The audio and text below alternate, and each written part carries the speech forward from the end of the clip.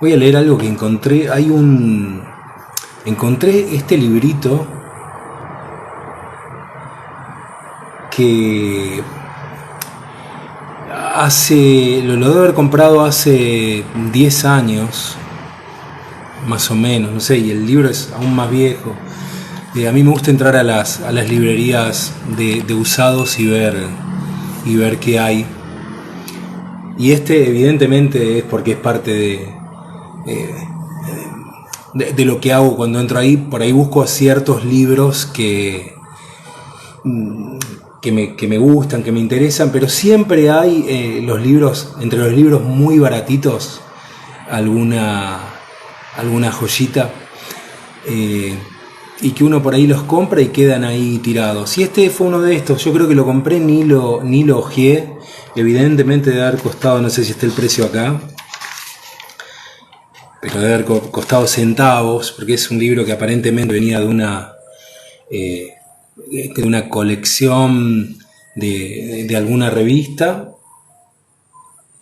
Incluso está el precio en australes, un austral con 50, que es una moneda argentina de hace décadas. Pero el otro día lo encontré de una mudanza y me sorprendió por el contenido y la apertura del contenido. El libro se llama Claves Técnicas de una Nueva Humanidad. Digo, lo traje ahora a este momento aquí al live para usarlo como disparador de otras cosas que pueden salir. Y lo primero que me encuentro, que está como introducción, un poema de tradición sufí, que dice así, es corto, es una página. Dice: de fuente en las montañas, el río había atravesado todo tipo de paisajes, hasta que finalmente llegó al desierto. Y cuentan las arenas que el río enfrentó esta barrera tal como había superado las otras, pero se encontró con que a medida que avanzaba su agua desaparecía en el desierto, y mientras más esfuerzos realizaba era peor. Iba a caer en la angustia cuando oyó una voz que le dice: así como el viento cruza el desierto, le decían las arenas, puede hacerlo el río. Déjate absorber por el viento. El río recordó su rostro juvenil allá arriba, en las montañas, pero él no quería perder su personalidad. Finalmente, hasta había tenido nombre propio entre los hombres, el río. No tienes otra solución, insistieron las arenas. Aquí lo más que puede ser es un pantano en el desierto, y un pantano no es un río. El río recordó entonces que alguna vez había viajado en el viento, y era una nube que atravesaba la inmensidad de las arenas hasta volar sobre unas distantes montañas, donde volvía a ser agua y caía como lluvia sobre la tierra, donde rodaba otra vez transparente montaña abajo. No dice el autor, es de la tradición sufí, y me pareció sumamente hermoso, y que tiene una esencia que es muy interesante tomarla y tirar de ahí un poco más, porque habla de que, claro, el río quería cruzar el desierto siendo río, siendo su propia forma. Las arenas sabían que no lo iba a poder hacer, porque a lo sumo iba a ser un pantano y iba a empezar a desaparecer. Hasta que él mismo también recordó que que en otro momento él ya había sido nube y ya había sido lluvia, y que justamente por haber sido nube y haber sido lluvia, el río pudo volver a ser río. Y muchas veces nosotros nos apegamos mucho a nuestras formas, ya sea a las formas del mundo material, a la forma física, a la imagen,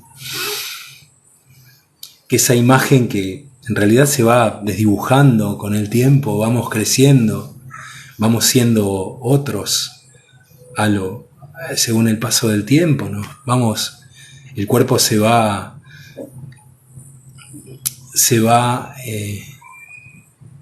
hola, a quienes saludan. Marcela Mendoza desde Colombia. ¿Qué tal? Un gusto, Marcela. Encantado de que estés aquí.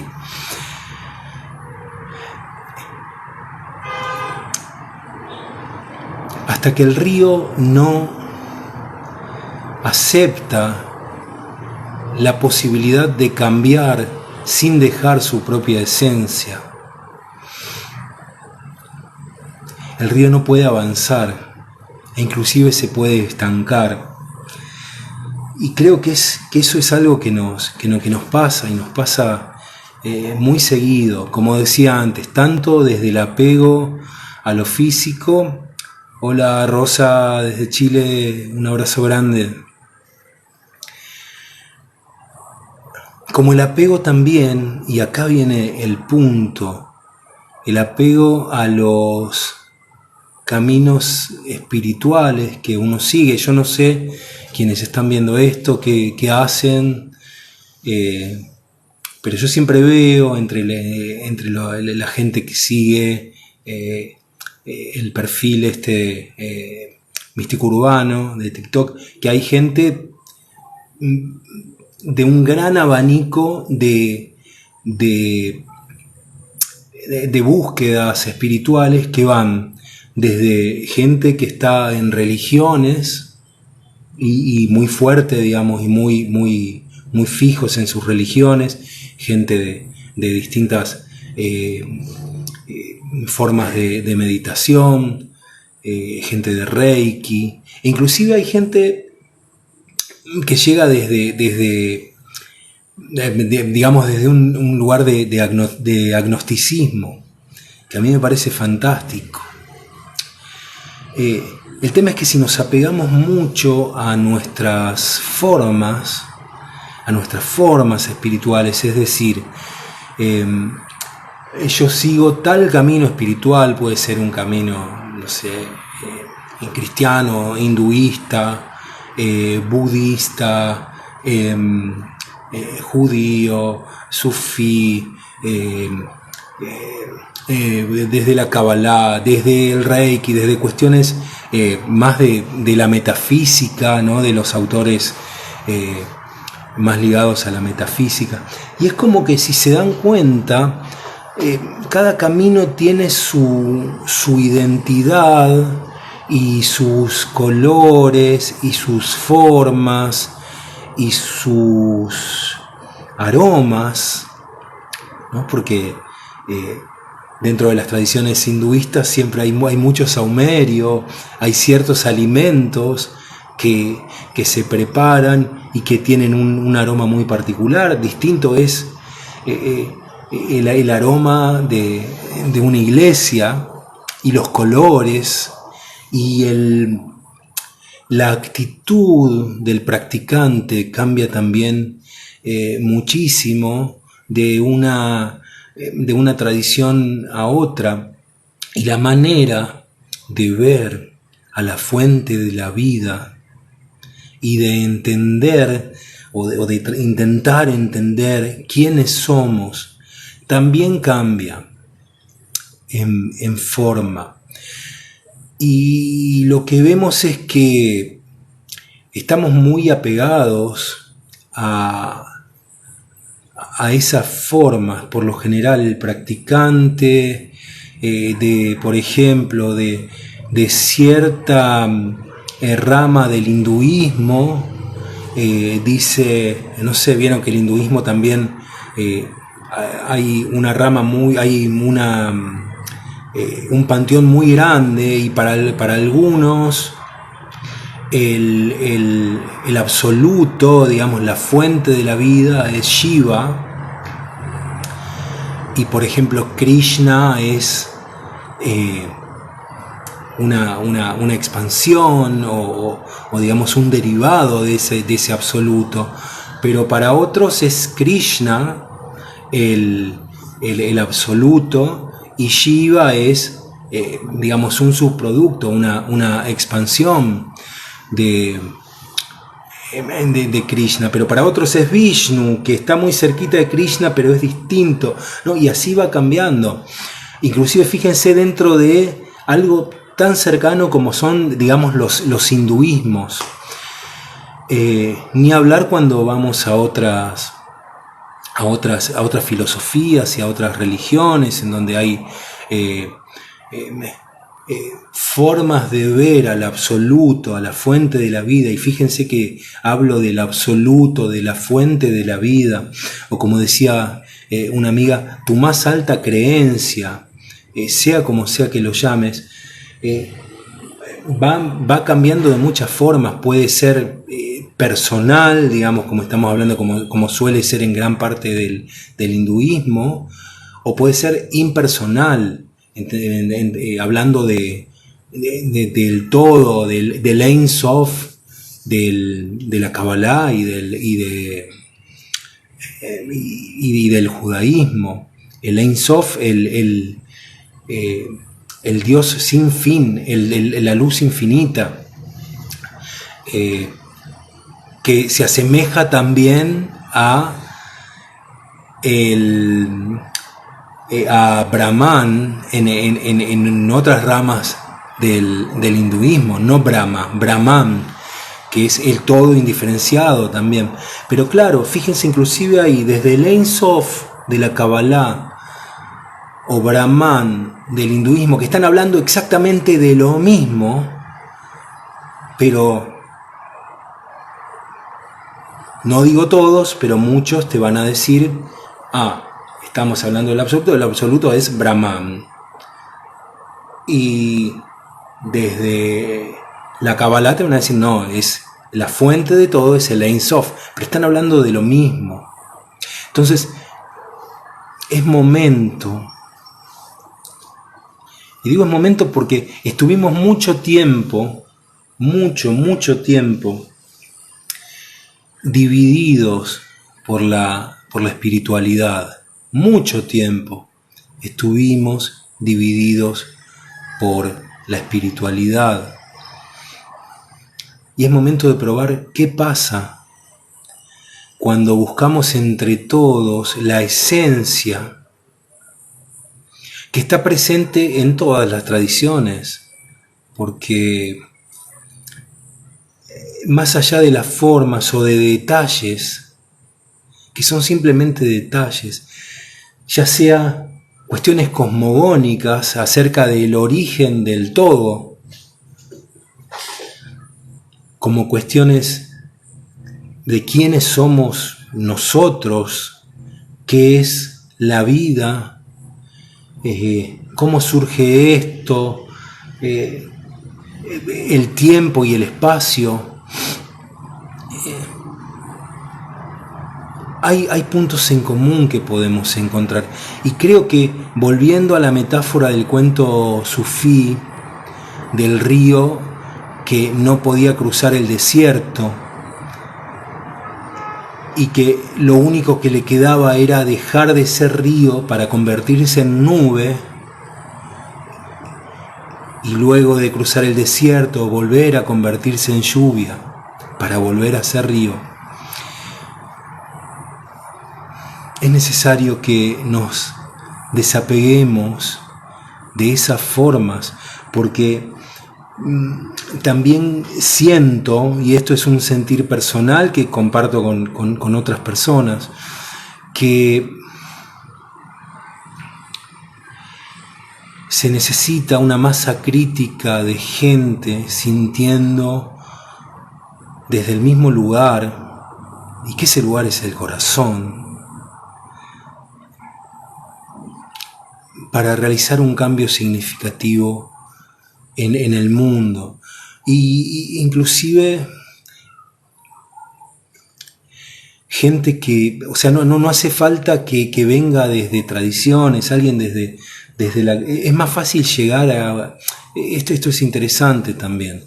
Es más fácil llegar desde un lugar de agnosticismo a la verdad que desde un lugar de cerramiento en una filosofía, que puede ser una religión o puede ser el ateísmo, porque el ateo es religioso. El que defiende a capa y espada su creencia en que no hay nada, tiene la misma actitud del que defiende a capa y espada su propia manera de ver la vida, a nosotros mismos, al absoluto. Llámalo Dios, llámalo universo, llámalo con cualquiera de los nombres con el que los nombramos. Yo ya tengo una rutina y que la aprendí de un maestro que era de una que pertenecía a una filosofía muy particular, pero aprendí a rescatar, por lo menos a intentar rescatar la esencia de alguien que esté hablando desde lo profundo de su corazón y de su inspiración y de su entendimiento, que esté hablando de cuestiones profundas, de cuestiones del alma, de cuestiones de quiénes somos, acerca de intentar entender o cómo abordar o cómo acercarnos al infinito, al todo, a Dios, como lo quieras llamar.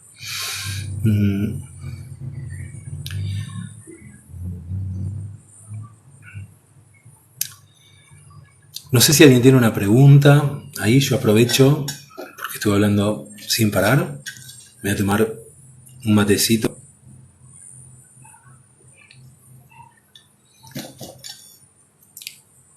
Me parece que me están invitando a que invite al live. Este es mi primer en vivo que estoy haciendo. Estoy entendiendo.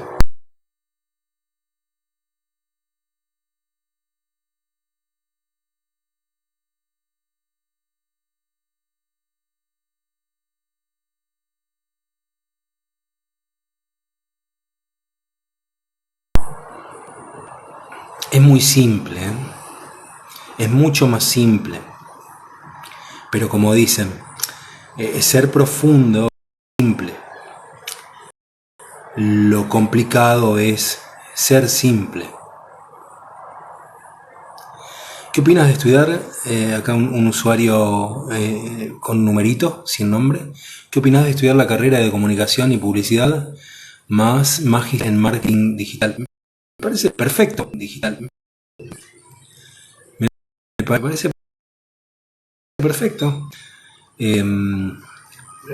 No sé cómo unirlo con esto.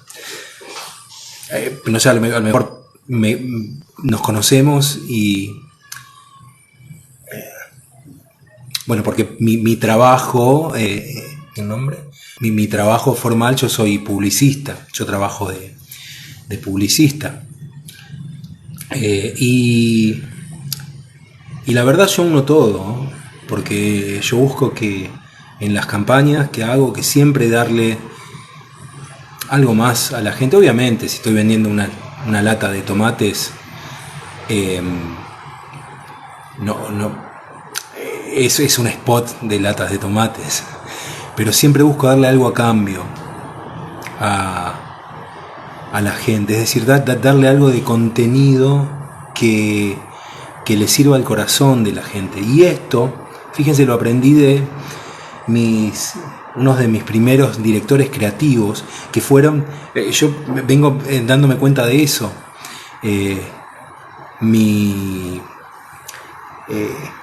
digamos, mis primeros maestros espirituales fueron dos publicistas de los 90, muy reconocidos. Pero ellos decían, la gente está muy sola y afuera hay que darle algo a cambio. Hay que ser profundos. Y ellos hicieron campañas muy exitosas y muy profundas y yo aprendí de ellos. Por eso digo que probablemente sean, yo los siento como mis primeros maestros espirituales. Y tiene que ver con esto que venimos hablando, es sacar pistas sobre la verdad de todos lados. Si me cierro a una religión, a un camino, a una técnica, a un mantra y me cierro ahí, pasa lo que hay un maestro de Kabbalah que me gusta mucho seguir y tengo cierto diálogo con él, Mario Sabán. Él dice, mi verdad es transitoria, la verdad es transitoria. ¿Por qué? Porque si yo en un momento digo, listo, ya está, encontré que este libro es la verdad, ya está, y este es mi libro, sea cual sea, de todos los libros sagrados, sea el Bhagavad Gita, la Torá, el Nuevo Testamento, el libro que sea, el Zohar, y así tantos libros hermosos y profundos que hay. Pero si yo digo, esta es la verdad, yo ya terminé de aprender, y ahí entramos en un conflicto, que es un conflicto interesante cuando uno lo ve, porque estamos hablando de acercarnos al infinito, de intentar conocer el infinito, que es infinito, y no puedo decir hasta acá está, con esto, que puede ser muchísimo, porque todos los libros, los que son, digamos, reconocidos como libros sagrados, por algo también lo son, hay muchísimo, el Bhagavad Gita de la India, a mí lo que me gusta hacer, hay tantas, y acá contesto a Luis que pregunta, ¿qué libros de metafísica y espiritualidad te han impactado más? Justo, te empecé a contestar antes de leer tu pregunta. El Bhagavad Gita, por ejemplo, hay tantas traducciones, que en realidad se le dice traducciones, pero en realidad son comentarios, ¿no? Del Bhagavad Gita, que es un diálogo, voy a tratar de resumirlo, es un diálogo que se da en la India, en la batalla de Kurukshetra, entre Krishna y Arjuna.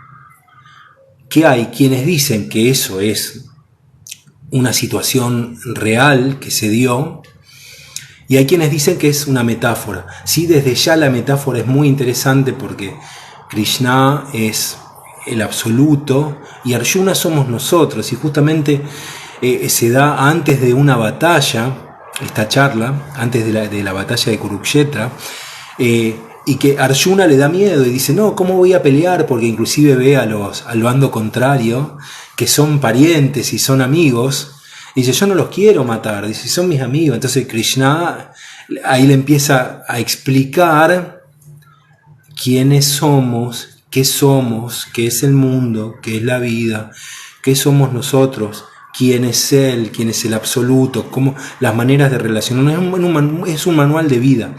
Y como decía antes, hay tantas interpretaciones del Bhagavad Gita, muy distintas todas, pero bueno, si me quedo con una, me estoy cerrando. Ahora, dicho esto, respondiéndole a Luis, el Bhagavad Gita es uno de los libros que de lejos me ha impactado. Y otro libro con el que vengo muy despacio, muy tranquilo y muy asistido, porque tiene su complejidad, es el Zohar, que es, digamos, la interpretación cabalística de la Torá. Y me he planteado trabajar, estudiar sobre la primera parte, sobre Bereshit, sobre la parte cosmogónica, cómo nació el mundo, que es el Génesis. Ahora, fíjense si hay, y esto que me parece muy interesante de la Kabbalah, que es que el sentir que las verdades son transitorias y que uno puede ir cambiando, es que dentro de la Kabbalah hay un libro que es inmenso, que es un libro que son esos libros que son muy muy grandes, como muy ancho, como de 2000 páginas, y grande como esos libros de fotos, una cosa muy grande, que analiza la primera palabra de la Torá, Bereshit. Es todo un libro que analiza en el principio. ¿Qué significa en el principio? Así que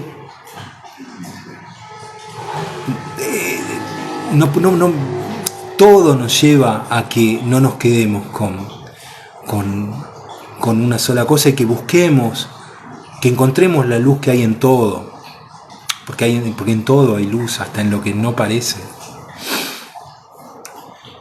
¿Qué opinas del libro El poder de la hora? Me pregunta Manuel. Es hermoso, es un libro que recomiendo personalmente mucho para quienes se están acercando, porque es un libro muy accesible. Que en realidad el poder de la hora de Eckhart Tolle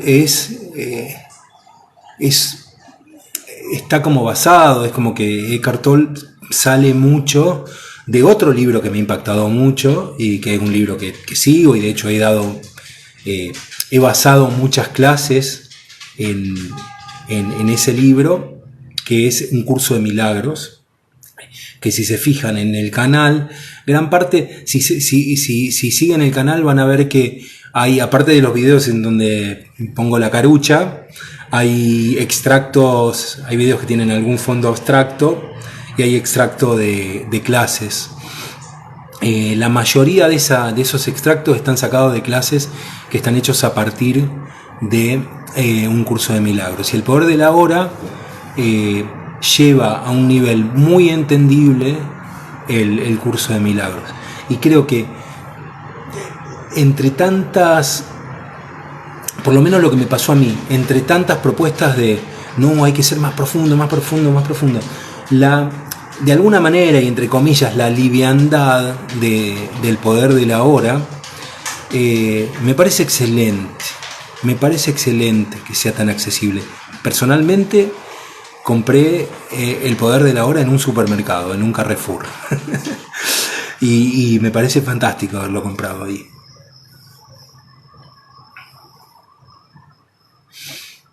Así que sí, libros, para quien se está acercando, el poder de la hora es un libro muy lindo para todos, porque yo creo que alguien que se ha metido inclusive durante años, décadas, a estudiar cosas por ahí más crípticas, más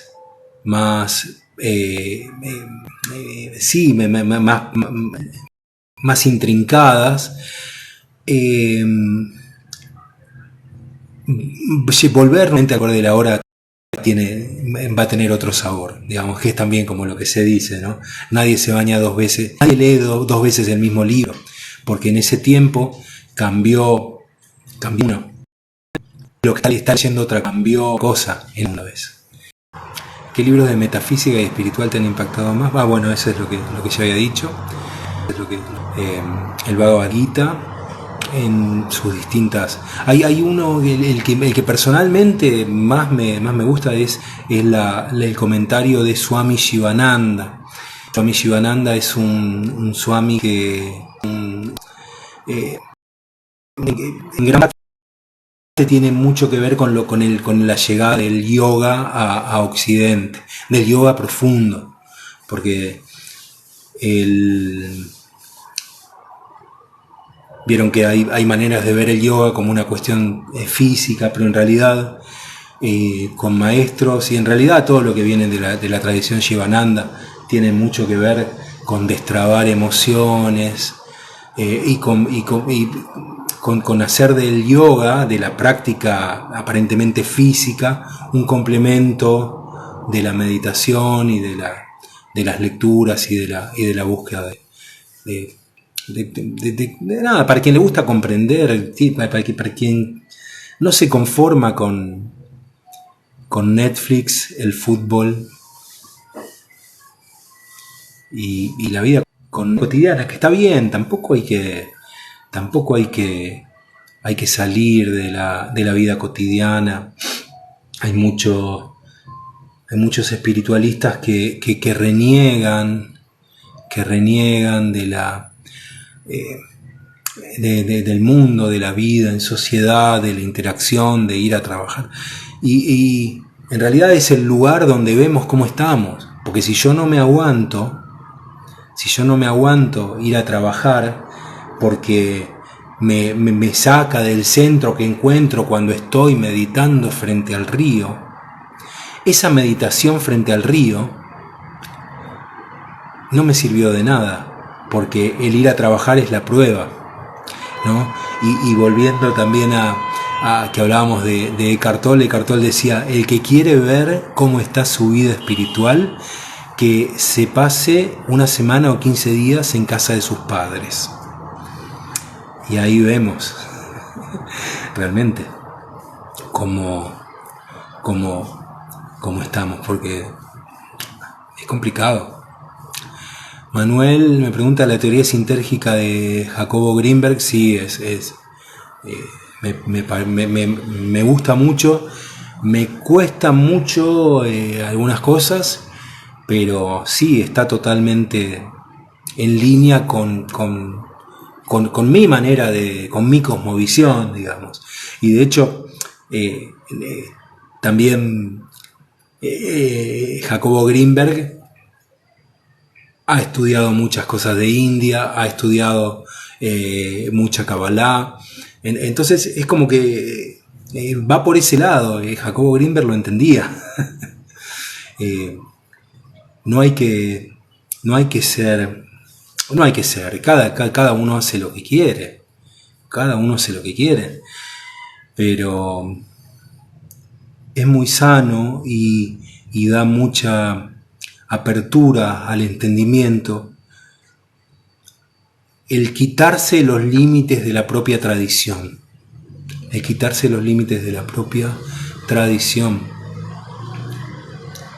A mí me costó muchísimo. Yo les cuento, estuve en un grupo de una rama del hinduismo. Estuve durante un poco menos de 15 años y yo ya había hecho toda una identidad y cuando empecé a tener estas inspiraciones de no, tiene que ser más abierto, es más simple, no, es decir, en todas las cuestiones que el estar en una tradición tenés ciertas reglas, ciertas cosas, ciertos colores, ciertas comidas. Sentía que no puede ser universal, o por lo menos para mí no puede ser universal algo que habla del universal pero no se comporta de manera universal. Y fue un duelo alejarme, porque cambió mi manera de... cambió mucho en mi vida, cambió mi vida, cambió como las redes,